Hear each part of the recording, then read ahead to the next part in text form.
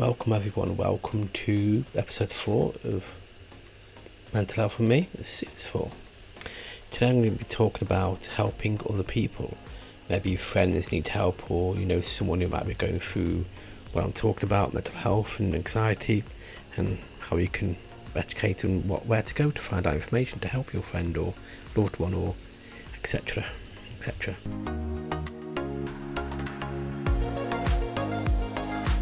Question is, how can you help, or how anyone can help a loved one, a friend? Right, there are lots of websites and there'll be links below to organisations in the description, so just go look and have a look, read about it, go on the website. I think there's no one educating yourself to help other people, because even though you might read about it, learn about it, and in the future it might be useful. You might be bumping to someone who needs your help, and you will have the tools and the experience to guide them to the right place and help them, guide them to the right help, or whatever. So it is beneficial, especially this day and age. After the lockdowns, the pandemics and stuff, people are more susceptible to this kind of stuff. And I just feel that, read about it, educate yourself. And how can you help your friend who is going through what could be anxiety and depression? It's something you can't just click your fingers and say snap out of it. No, it's not like that. It's patience. It's a long journey. It's taken me 15 years to get to this far, and I've still got a long way to go. But I said in the last episode, I acknowledge it, I own it, I want mental health issues, and I'm okay, I'm happy, and I've come a long way and I'm proud. So it is a tricky one, because you can read about it and there are trigger points that could trigger you or trigger your friends. If you know your friends well enough, you'd know. You'll pick up on little bits that could cause things like trigger points. You could, if you go see a friend every day and then you click on these little things thinking, well, when I said that or that happens, this happens to the friend. Just judge those trigger points and look at them and think, okay, this is a recurring thing. This could be triggering anxiety, depression. So if you do feel your friend is going down the path of depression, it is the best advice to see a GP, is get them to see a GP, which is tricky, because I wouldn't listen to anyone. I just blanked everyone out, and I just didn't acknowledge that my friends existed. So how do you get someone like that to get help? I don't know. Just I wish I could have the answer to that. I'm only going by my story and what I've gone through in life and how I've coped with it, and it's just educating. As I said, if someone had pushed leaflets through the door, or Tom to look at a website, or Tom to do this, I might have done, and it would have put a reality check in my life, kind of thing, So I don't know if it worked for everyone. It might not work for everyone. Someone might read it and learn about it and still go for the depression and anxiety, and they don't care, But if you don't try, then you don't know. What's the best you can do is try, speak to your friends, and if it doesn't work, it doesn't work. If it works, fantastic, but at least you give it a go, at least you tried. Me, I shut myself away. My friends didn't even know I had depression, anxiety, not even family, no one knew. I kept it to myself. It was just a crazy world at the time. So I just wish that someone could have pestered me that much for me to actually get back into reality for 5 minutes. It's easier said than done. Yeah, I know. It's easier said than done. But as I said, there are links below and check them out. You never know.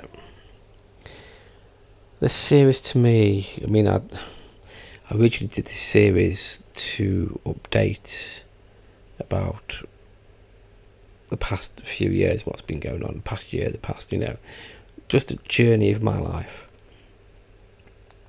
I had all these good plans for this series, but it's that thing, isn't it? Nothing seems to go as you plan. I mean, I've got bullet points, I've got things to read, I've got things to talk about, but I end up jumbling it all up. I end up having a list of 4 things to talk about. Like on here, I've got how anyone can help educate yourself and friends. It's not just to click fingers and links, but I'm saying the same. I'm answering all that in one sentence. It's like, I don't want to do that. I don't want to do that. So I don't know. Oh dear, I'll have to script it properly, I think. But I want these videos to help. I want these series to be beneficial and help that one person that could be watching, that could be falling into the trap of anxiety. I just want to help that one person. If I can help that one person, then the past few years for me have been a bonus, especially this series.